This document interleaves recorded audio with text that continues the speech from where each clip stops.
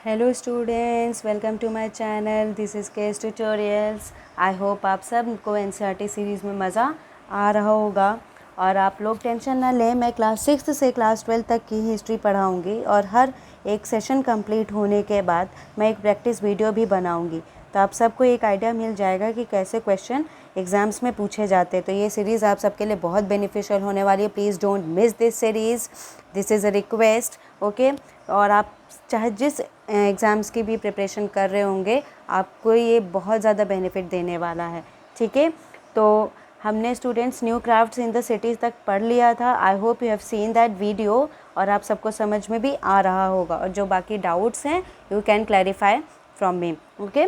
So let's start from in search of raw materials. बच्चों, हमने start करना था in search of raw materials. तो raw materials are substances that are either found naturally such as wood or ores of metals or produced by farmers or herders। तो मतलब raw materials की खोज की जाने लगी। तो रॉ मटेरियल्स कुछ हमें नेचुरली भी मिलते थे, जैसे कि वुड्स हो गए, या मेटल्स से जो ओर्स या जो ओर्स से हम एक्सट्रैक्ट करते थे मेटल्स वो, और या तो कुछ फार्मर्स और हर्डर्स इन रॉ मटेरियल्स को प्रोड्यूस करते थे, ठीक है स्टूडेंट्स। फिर these are then process to produce finished goods। For example, cotton produced by farmers is a raw material that may be processed to make cloth। तो मतलब कि कुछ फार्मर्स और हर्डर्स जो रॉ मटेरियल को प्रोड्यूस करते थे, जैसे कि कॉटन, और फिर उसको प्रोसेस करके क्या बनाया जाता था, क्लॉथ बनाया जाता था, ठीक है। फिर while some of the raw materials that the Harappans used available locally, many items such as copper, tin, gold, silver and precious stones had to be brought from the distant places। तो बच्चों कि कुछ ऐसे raw materials थे जो Harappans को locally मिल जाते थे, लेकिन कुछ ऐसे आइटम्स थे जैसे कि कॉपर, टिन, गोल्ड, सिल्वर और कुछ प्रेशियस स्टोन्स, उनको हम बाहर से इंपोर्ट करते थे या दूसरी जगहों से लाना पड़ता था।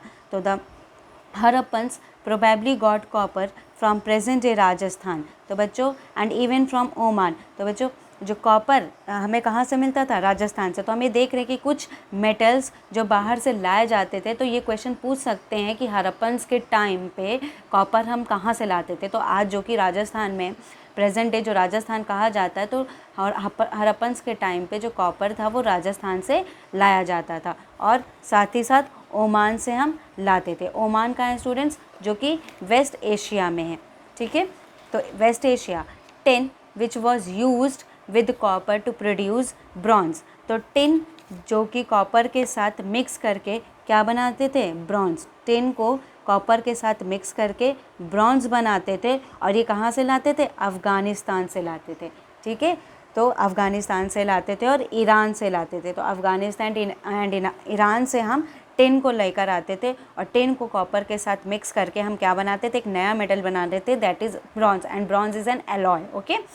So gold could have come all the way from present day Karnataka. तो गोल्ड कहाँ से आता था, कर्नाटका से आते थे। और प्रेशियस स्टोन्स, तो प्रेशियस स्टोन्स कहाँ से आते हैं, गुजरात, ईरान एंड अफ़गानिस्तान से आता था, ठीक है। तो बच्चों ये क्वेश्चंस पीसीएस में कई बार पूछा भी जा चुका है और यूपीएससी में भी पूछे जा चुके हैं, और बाकी जो हम देखते हैं और कॉम्पिटिटिव एग्ज़ाम जैसे सीटेट, टीजीटी, पीजीटी में, इन सब एग्ज़ाम्स में भी अब क्वेश्चंस पूछे जा चुके हैं कि हरप्पन्स के टाइम पे ये टिन कहाँ से आया है, गोल्ड कहाँ से आया है। तो हमने देखो क्लास 6 में ये पढ़ लिया, ठीक है। तब हमें, जब हम क्लास 6 में थे, तो हमें तो आइडिया भी नहीं था कि ये जो लाइन्स हैं एनसीईआरटी की बहुत इंपॉर्टेंट होने वाली है, जो हमारे एग्ज़ाम्स में आती हैं, ठीक है। तो अब आपको जैसे पता चल रहा है कि ट्रेंड क्या है, तो हम उसी के अकॉर्डिंग आपको पढ़ा रहे हैं, और इसी को फॉलो करिए, ठीक।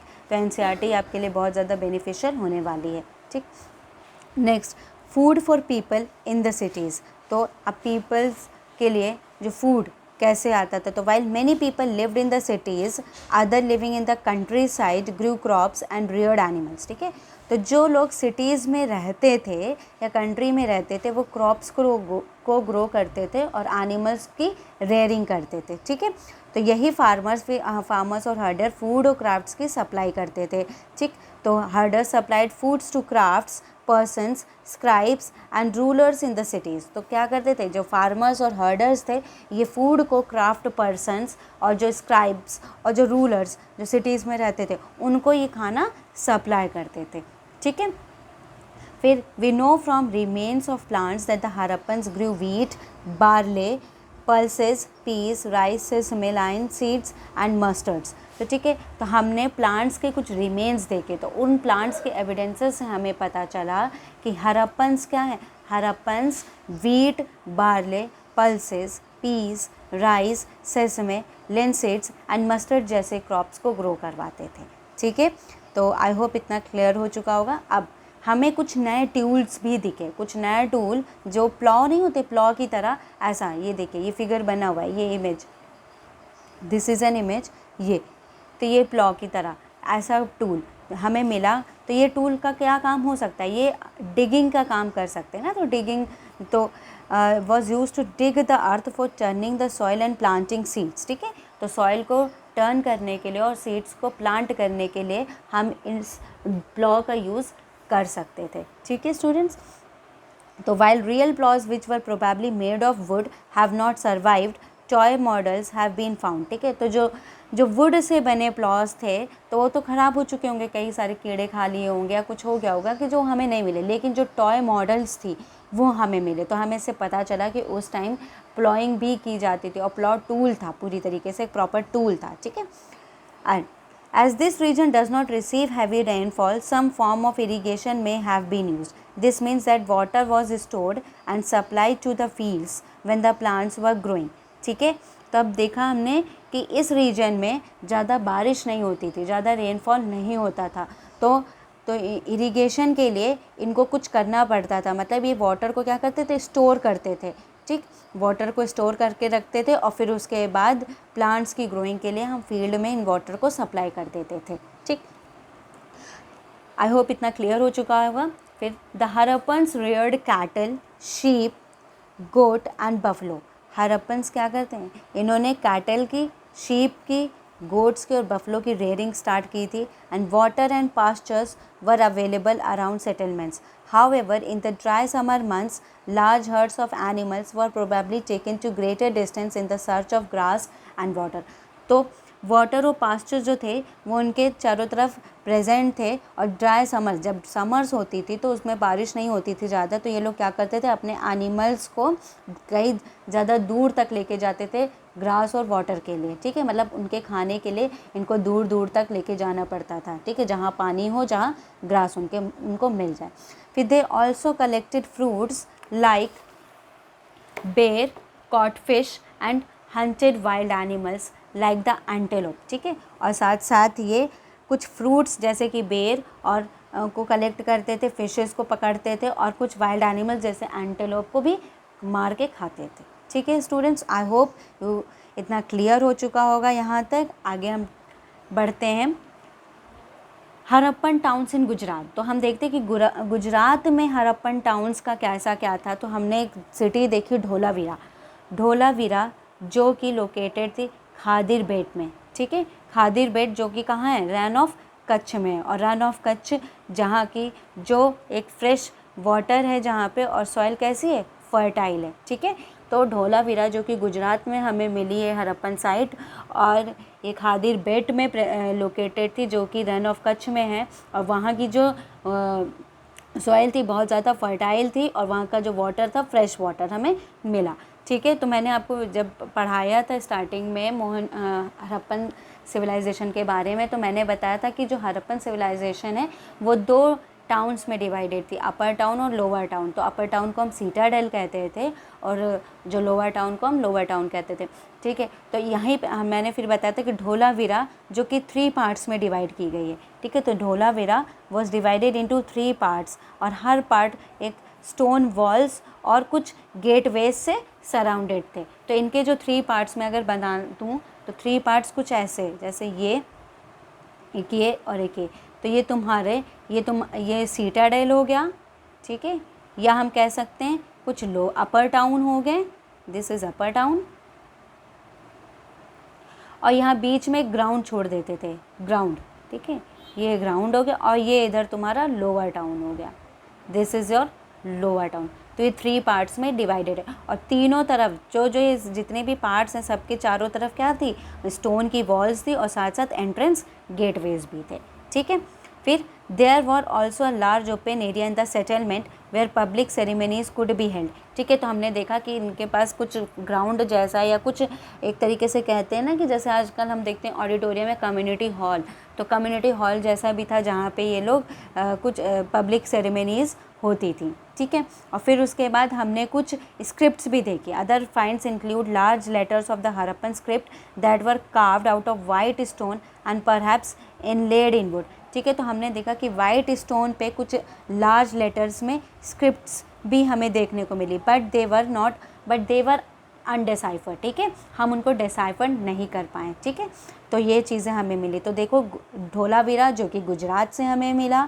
धोलावीरा कहाँ लोकेटेड है? खादिर बेट में लोकेटेड है, और खादिर बेट कहाँ है? रन ऑफ कच्छ में है। और वहाँ कैसा वाटर हमें मिला? फ्रेश वाटर मिला, और साथ साथ सॉइल कैसी है?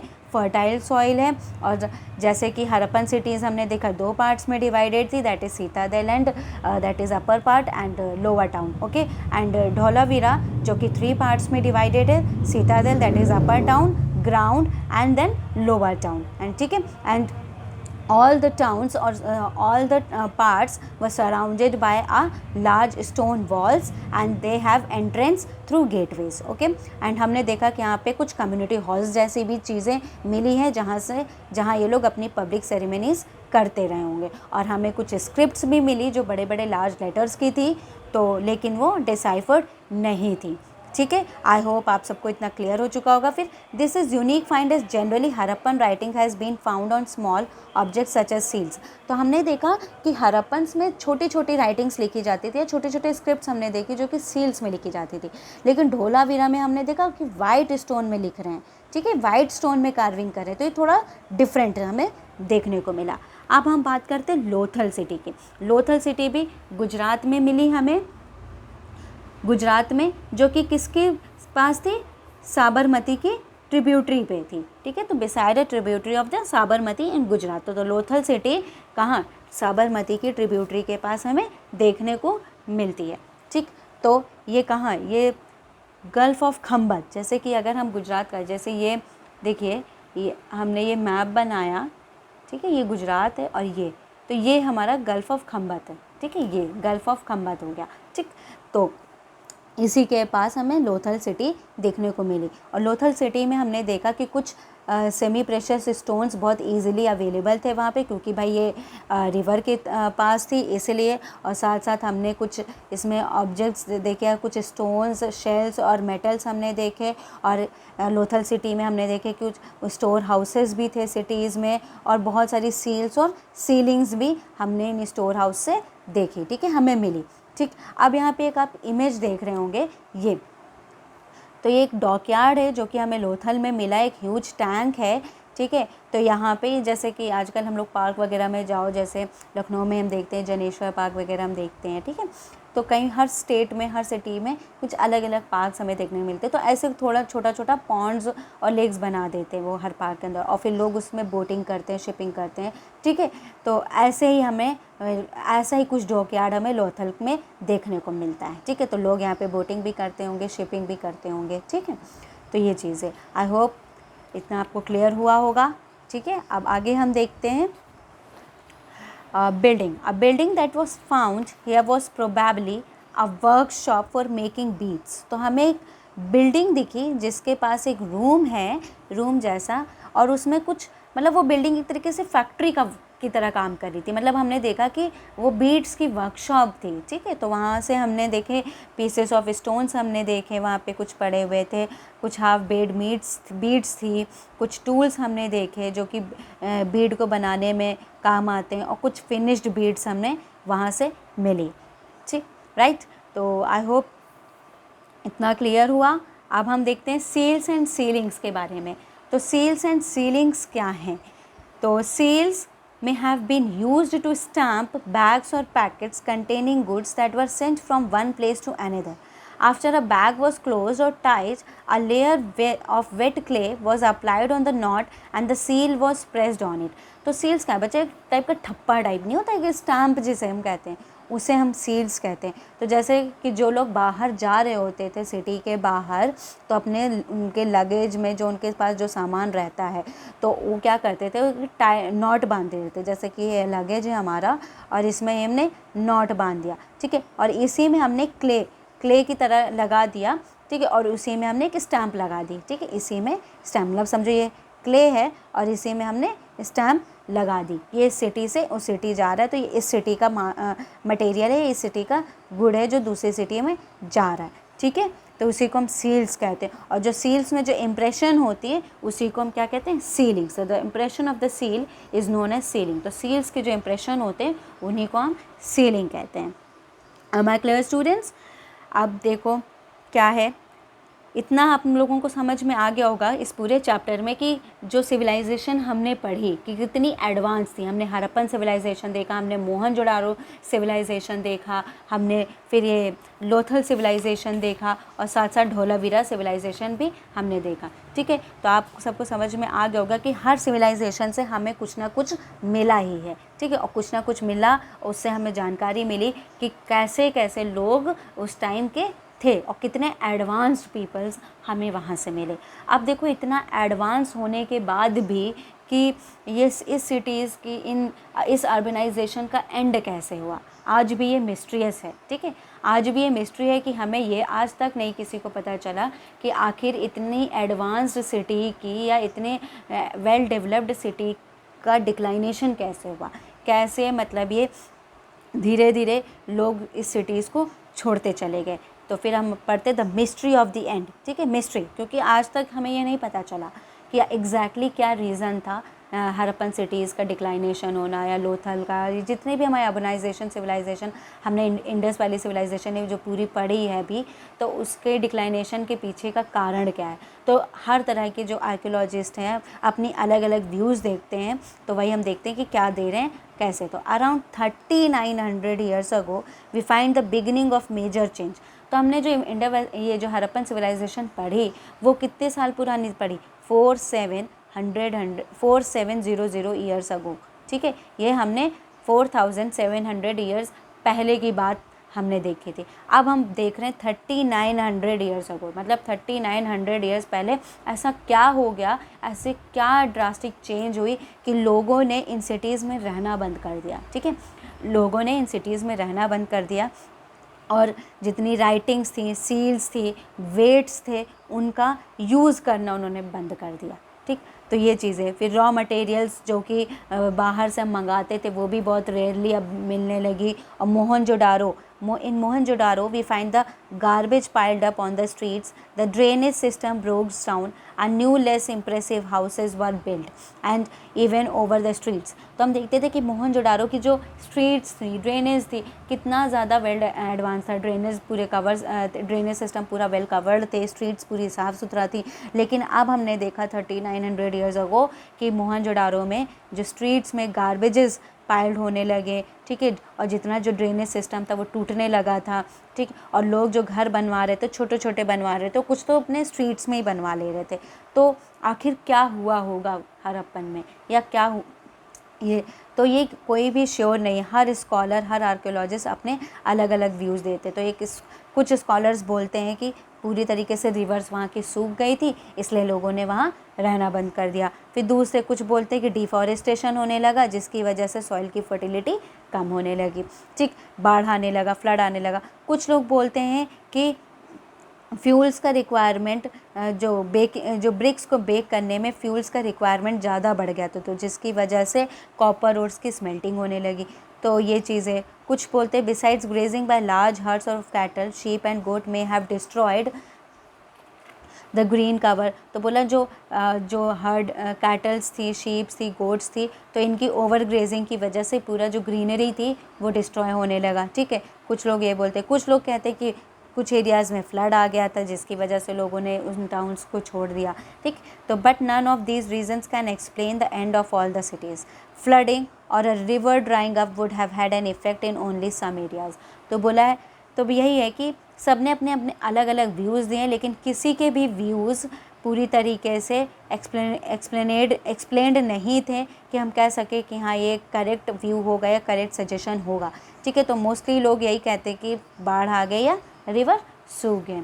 ठीक है, और कुछ ये भी देखते हैं कि शायद से रूलर्स का जो कंट्रोल रहा होगा वो ख़त्म हो चुका होगा लोगों से। ठीक है, तो लोगों ने अपनी वहाँ छोड़ दिया। फिर in any case the effects of the changes are quite clear. Sites in Sindh and the west Punjab present day Pakistan were abandoned while many people moved into newer smaller settlements to the east and the south। ठीक है, तो अब कुछ लोग पंजाब जो सिंध की जो sites थी, जो वेस्ट पंजाब में थी, जो आज प्रेजेंट में वेस्ट पंजाब में, वो ज़्यादा बड़ी बड़ी थी, लेकिन अब लोग वहाँ से नई नई जगहों में मूव करने लगे थे, ज़्यादातर ईस्ट और साउथ की तरफ मूव कर रहे थे। और फिर नई सिटीज़ का एमरजेंस हुआ, जो कि कब हुआ? 1400 ईयर्स लेटर। ठीक है, फिर 1400 ईयर्स बाद हमने नई सिटीज़ का एमरजेंस देखा। सो आई होप स्टूडेंट्स आपको ये चैप्टर पूरी तरीके से समझ में आ गया होगा। कोई भी डाउट है, कोई भी क्वेरी है, आप मुझसे कमेंट बॉक्स पर पूछ सकते हैं। ठीक है, तो for today now thank you students, और हम अब नेक्स्ट वीडियो में मिलते हैं अपने शॉर्ट्स नोट्स के साथ। So for further notification please press bell icon और subscribe my channel. Thank you students, take care, bye bye.